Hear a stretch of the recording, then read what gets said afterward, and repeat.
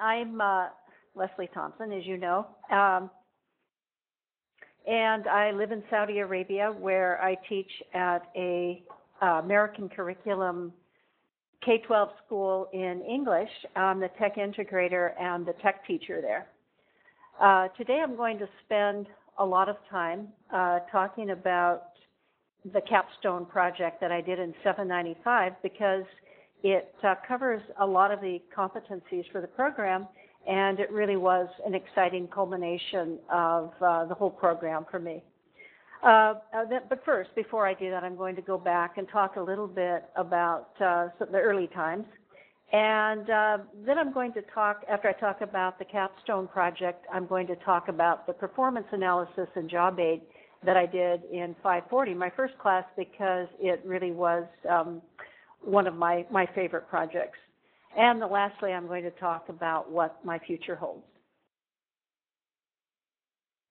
I've always had an unconventional approach to things, and I think the roots of that go back to when I lived in a log cabin in the big woods at the foot of the Mendenhall Glacier back before Alaska was even a state.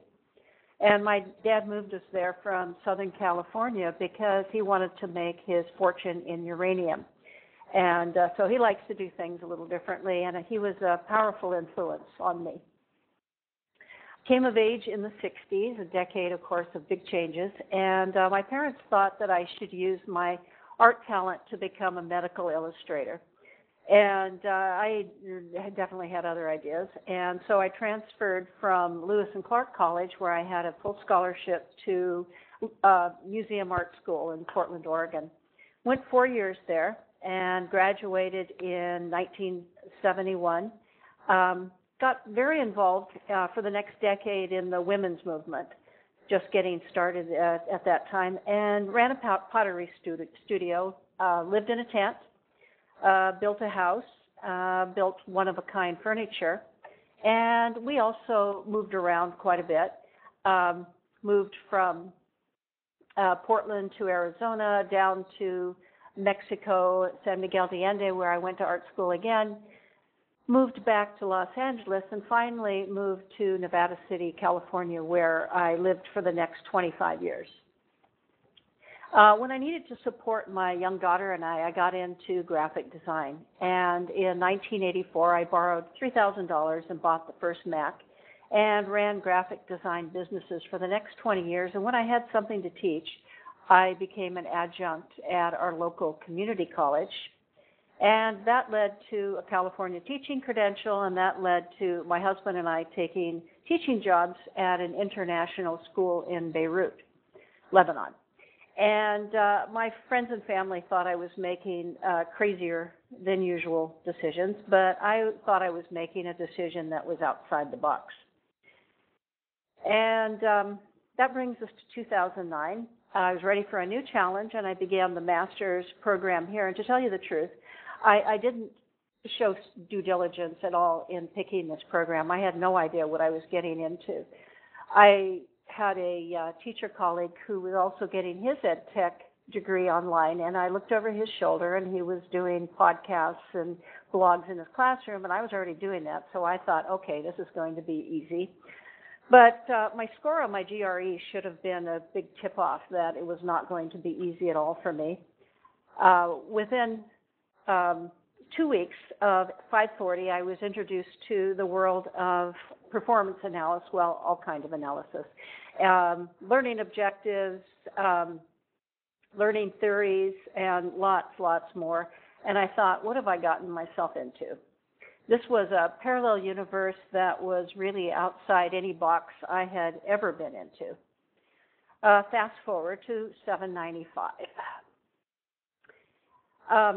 Maudin Mashuri and I were tasked with creating an e-learning course for the county of San Diego to help the employees there with their customer service skills.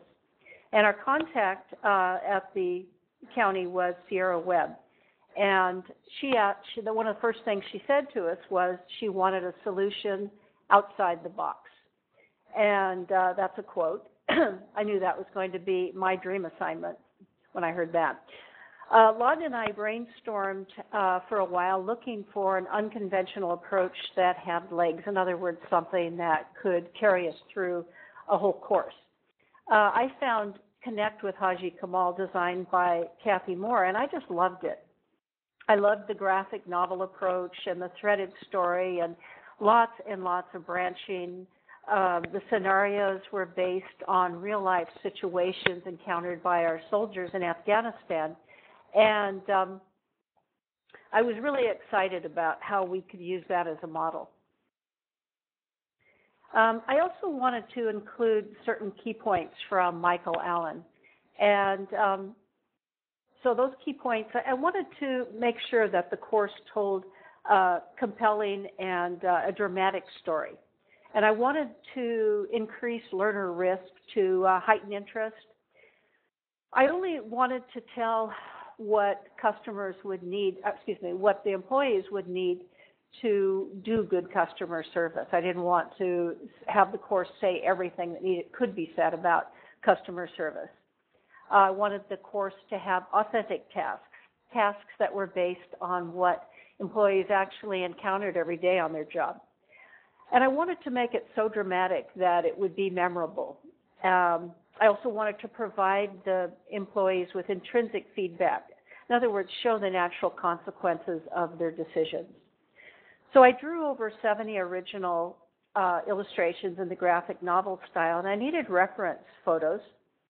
Well, since I was going for authentic, I knew that I wasn't going to be able to use ordinary clip art, which is, in my opinion, so staged and phony that it just didn't meet my standards. And so I made my own clip art, and I started with thumbnails.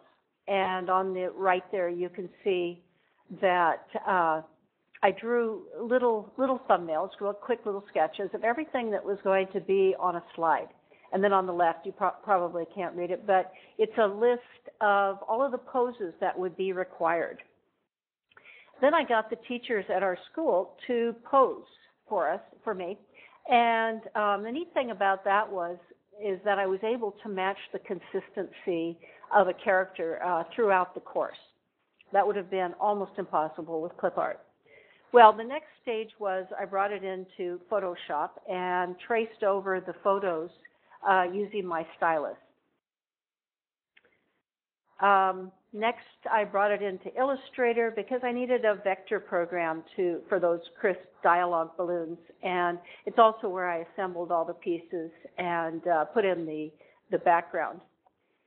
Last of all, I brought it into Captivate, and I added, that's where I added the text, because the county would then, in their review process, if they wanted any text edits, it would be easy to do in Captivate.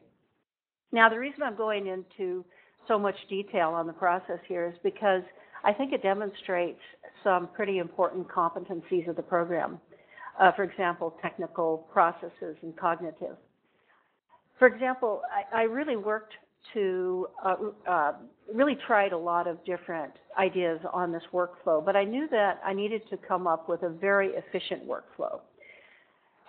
Because first of all, we were using an unconventional approach. We had a long list of learning objectives and really not much time to create this 7-chapter course on the professional level that I was aiming for. I mean, we could have used bullet points and clip art and multiple choice assessments, but Sierra really asked for something outside the box, and of course that's what I wanted to do too. Something that really kept me up at night, really worried me, was that we would create this course and it would be kind of boring or inefficient. It wouldn't actually be a good learning tool. It would just be a bunch of pretty pictures. And so back to Allen and Moore, I felt like the key was going to be the authentic tasks and the fact that we needed to make the choices hard, just like in real life. So I named it, What Would You Do If, ... 9 scenarios to practice and improve your customer service skills. Lawton did write some really good scenarios that didn't have any good choices, and the learner was going to have to really think about what would be the right thing to do. We then wanted to provide feedback that was in alignment with the county policies. For example, Linda is on a deadline, and she is preparing for a big meeting that has big ramifications for her career, but the phone keeps ringing. She, of course, is tempted to ignore it and try to get this presentation finished by 2 o'clock. So we present two choices to the learner. Let the phone ring so she can finish her presentation on time. Or she should answer the phone, but if she does, the call could prevent her from finishing her presentation on time. And if she's late, she will be letting down her boss, who is counting on her, and Linda will look bad in front of all the department managers. To tell you the truth, I think a lot of learners, a lot of employees would say, let the phone ring, it'll go to voicemail, I can take care of it when I'm done with this important presentation. But who's on the other end of that call? It's Nick Nannon, who has his own career agenda. He needs to talk to somebody right now about an engineering job that's available at the county, and if he doesn't get through to somebody, he may lose the opportunity to apply for that job. And so by letting the phone ring, we have a very angry customer. So answering the phone is what the county policy asks you to do, and as a result, you have a happy customer. In the beginning, Lawton and I worked together quite closely on the storyboards, and there was a little friction there. I was really pushing for lots and lots of detail, lots and lots of story, lots of drama, lots of juice. And Lawton really felt like we should tone it down because it was the county. So our strategy in that case was to present two scenarios to Sierra.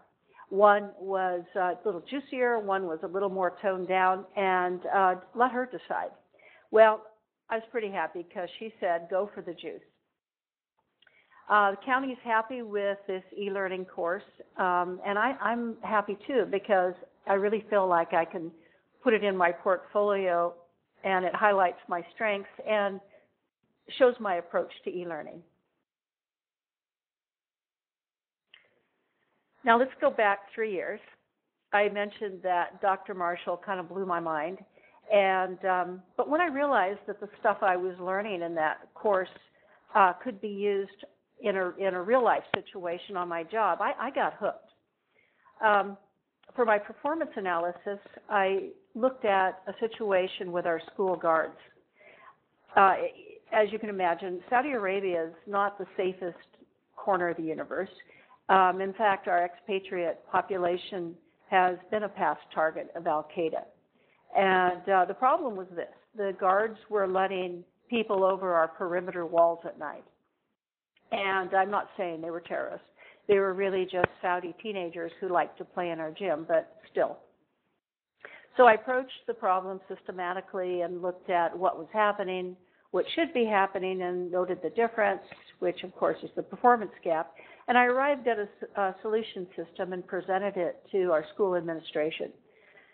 And in the last 3 years, I've seen almost all of the recommendations that I made implemented.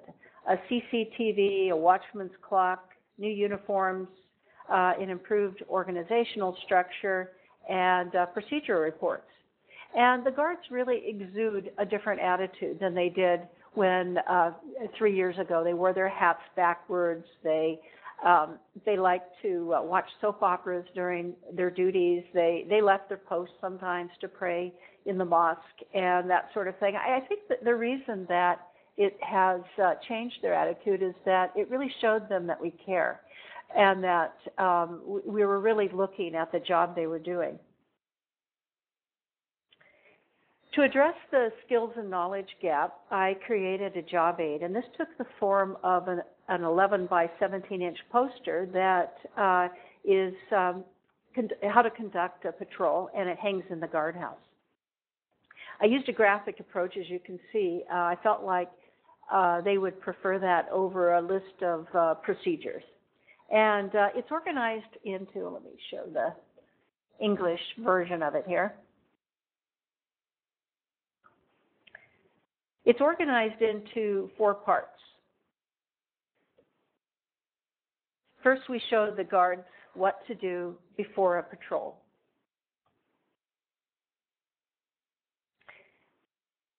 Then the job aide talks about what to do during the patrol. In other words, check the doors and windows, be watchful and suspicious. Do you see a chair against a wall or a ladder? Is the barbed wire been tampered with? That sort of thing. And then, of course, after the patrol, as well as the 3 routes that they were to use during a shift. Now, we know they're actually performing their patrols because of the watchman's clock and the procedure reports. And recently, I walked by the guardhouse, and one of the guards looked just like the exemplar, so I got a kind of a big kick out of that. Now, as a graphic designer, I've been designing job aids for years. I didn't know they were called that, but this is the first one that has been so data-driven, well, at least driven by my data. And I really think it's one of the most effective pieces of visual communication I've ever done. I still get a thrill when I walk by the guardhouse and see it hanging in there. So what does my future hold? In other words, what does this all mean for my future? I keep thinking that my future will involve graphic design and art. First, it's what I love and what I'm good at, but also I think I can make a solid contribution to instructional design with that. After teaching for 12 years and going through this program, I'm deeply interested in how people learn. And I know intuitively, and research supports it, that an effective visual presentation really does help foster learning. One area I'm drawn to is informal learning. And when we move back to California, as you can see, we're going to be living directly across the street from the Crocker Art Museum, which in 2010 underwent a huge expansion. So I can really imagine using some of the concepts from Nina Simon's The Participatory Museum in working on projects there.